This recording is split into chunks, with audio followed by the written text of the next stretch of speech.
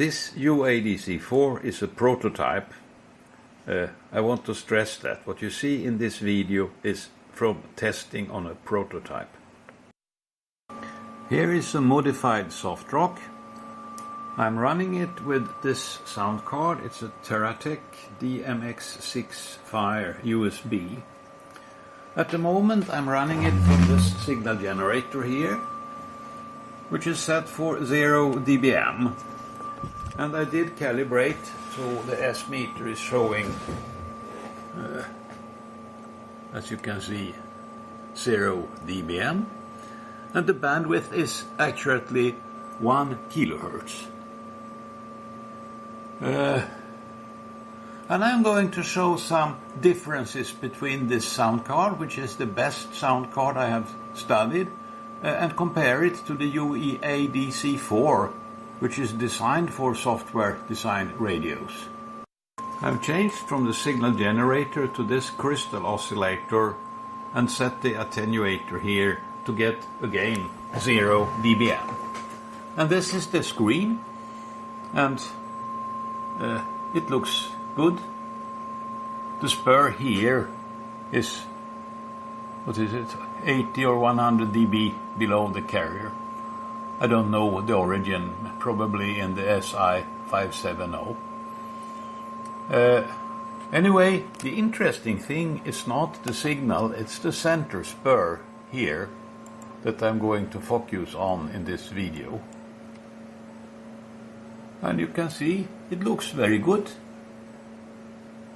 I have this ground wire and the signal cable. If I remove the ground cable here, then it looks like this. I have 50 Hertz. So this one is needed. Here I have a current probe, but I can use it as a current injector instead. You can see here on the oscilloscope I have about half, what's that to say, 2 millivolts peak to peak. So it's not a lot, but it's some. It comes from the signal generator. Now I inject that into one of the cables. That's here, the signal cable. And it looks like this. And I can inject it in the ground cable here instead, and it looks the same. But here, where the cables are twisted, I inject it in parallel in both of them, and you see, then I don't get the interference. So lesson learned is that you need a ground cable. Preferably it should be a screen around the audio cable, but you can have also a cable twisted around it. Now I'm running them from different power supplies. I will pretend now that I run the soft rock and the sound card from the same power supply, so I connect the grounds together. And then it looks like this. And I turn the frequency of the signal of the tone generator, so you can see here we have mains, the mains, the third harmonic, we have the signal generator, which is still injecting the same into both the audio cable and the ground wire. Now I'm using the UADC4 instead, and I have set the controls for it to show 0 dBm. Actually, I didn't have to change anything because both are very close to ADC saturation. You can see 2 decibels. So it's the same with both sound cards. What you see here is some problem I haven't seen before. Some poor connection somewhere probably. I'm not so interested in that at this time. I go and look at the center instead.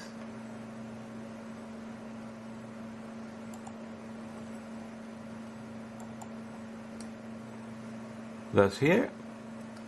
And I have this signal injection, which we don't see. And I move it and place it on the audio cable. And you can see it gives us a problem. Not quite as strong, I think, as we had in the Teratech. I put it on the ground wire instead, and we see exactly the same thing. But on both of them, like this, I see nothing. Now I pretend we are running them from the same power supply by connecting the earths on both the soft rock and the UADC. And as you can see, we get a little 50 Hertz, but it's not much. And we don't see the signal injected from this tone generator. And that's important because when you have a real installation with a lot of equipment, you have voltages between the different power supplies. If you have ground loops, you have problems. But it's much lower level of those problems with this design than with normal sound cards.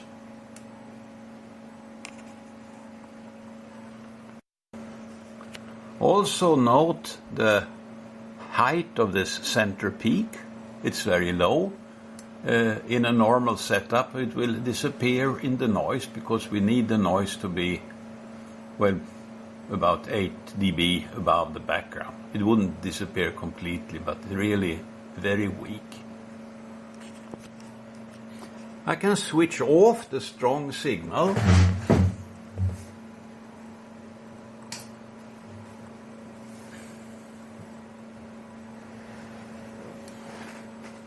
And then you can see the noise floor goes down because we have reciprocal mixing from the SI570 here.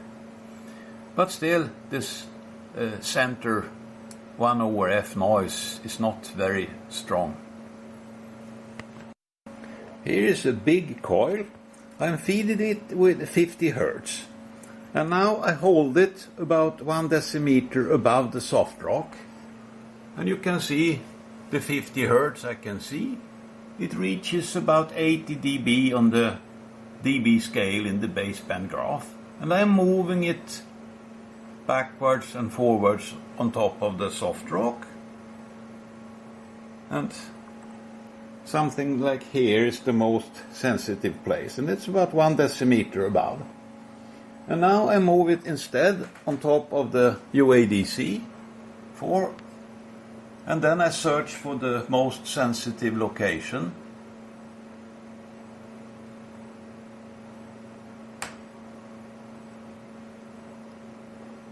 And it's about here.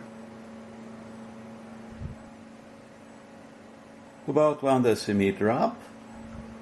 And you can see it's at, what is it? 80. Well, it's heavy and difficult to hold it in position. Here is the same distance, and on the soft rock, like here. And it's easier to see in the S-meter graph. The soft rock receives about 10 dB more. And the spectrum looks a bit different. The UADC4, it can see 50 Hertz. The soft rock looks for the overtones. I don't know the reason for that. Maybe it gets non-linear. No.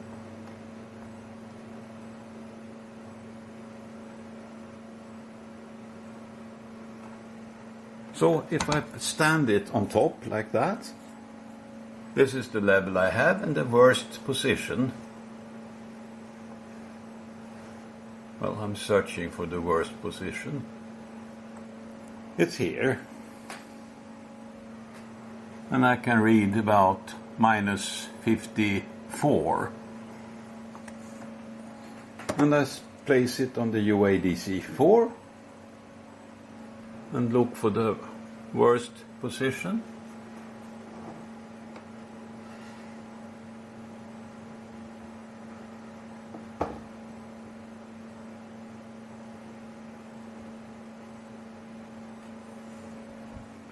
And that's here. And it's a bit lower. Now this is a fairly strong magnetic field. You can see here.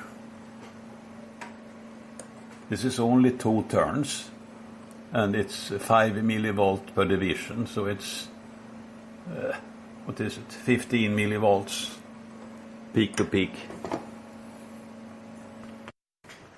The DMX6Fire USB once again, now with the coil in top of it, introducing 50 Hz magnetic fields around the box. And here is what I see on the screen. Many odd phenomena, and the dominating is of course 50 Hz surrounding the center frequency.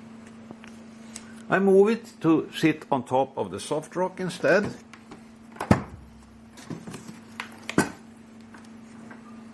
Like that.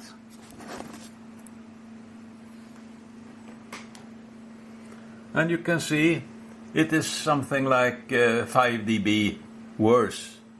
I mean, the DMX is worse than the soft rock by 5 dB, while the UADC4 was better by about 10 dB. So there is a 15 dB difference between this box and this box in sensitivity for external 50 Hz magnetic fields.